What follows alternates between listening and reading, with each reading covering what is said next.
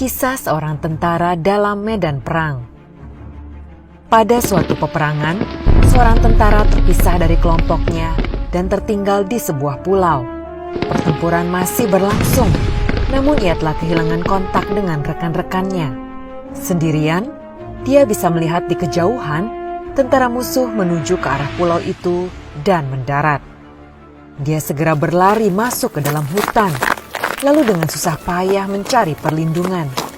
Ia menemukan ada beberapa gua batu kecil di atas bukit, dan segera saja dia merangkak masuk ke dalam salah satu gua. Saat itu hatinya sedikit tenang karena merasa aman. Namun ia segera sadar bahwa jika tentara musuh memeriksa semua gua di atas bukit, maka ia akan ditemukan dan akan dibunuh. Dalam ketakutan, ia berdoa kepada Tuhan. Tuhan, tolong selamatkan saya. Saya berjanji, selanjutnya saya akan menjadi orang yang taat, menjalankan segala perintah-Mu dan menjauhi larangan-Mu. Apapun yang akan terjadi, saya percaya padamu. Saya serahkan jiwa dan raga ini kepadamu. Amin.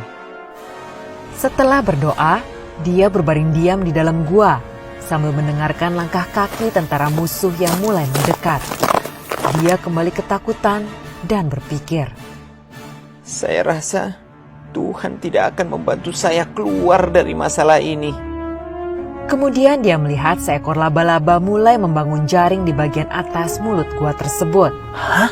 Dia berpikir, yang saya butuhkan adalah dinding batu yang kokoh untuk menutup pintu gua. Dan yang Tuhan kirimkan kepada saya adalah jaring laba-laba yang rapuh. Baiklah, saya mungkin sudah terlalu banyak dosa.